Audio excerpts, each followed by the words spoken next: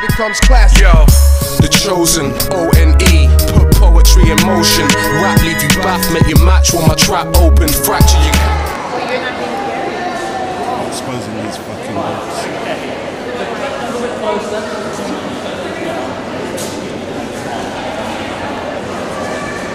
Right. So, easy question time. What is antitypical Egypt? What does Egypt picture today?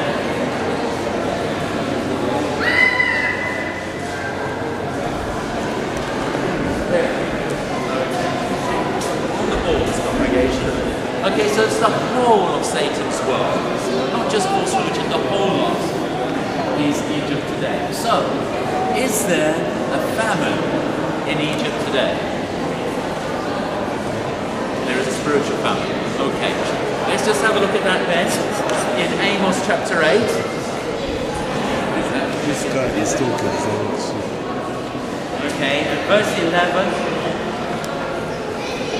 which talks about the spiritual famine. If you're struggling, it's just before Obadiah. Right.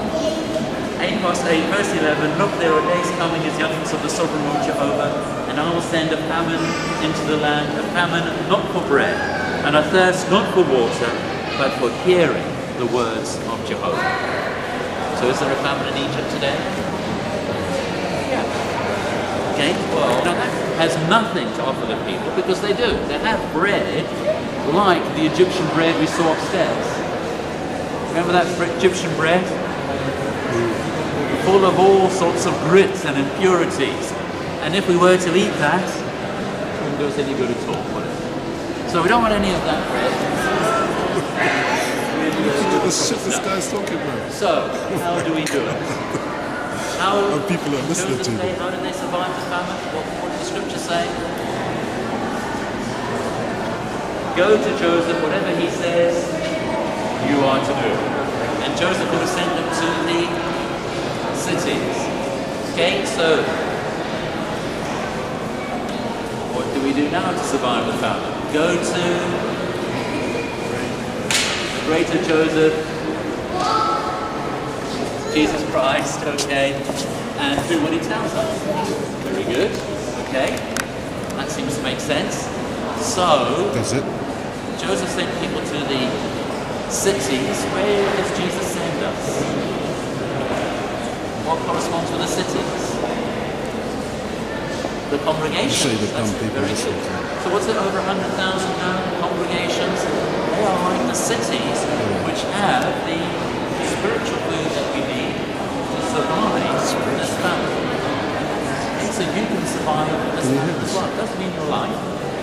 For you to go to your congregation, take the spiritual food there, and you will survive this terrible famine coming upon Satan's world, antitypical Egypt. Wonderful that we got all this in, but even more so than that. For the Israelites, and of course by now I'm sure many Egyptians were putting faith in what Jahovah was saying.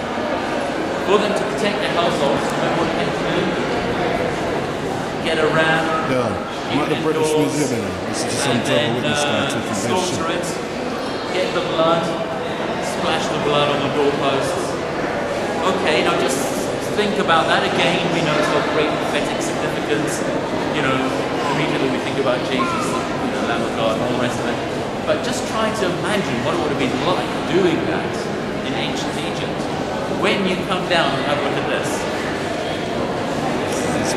Some come round. You can say that side as well.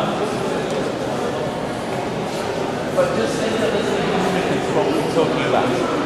Here we have the ram representing the national god of Egypt on board. Here is the Pharaoh. This is Pharaoh Taka, by the way. He's mentioned in the Bible, but that's another story. But notice the ram protecting the Pharaoh. So what does Jahovah say?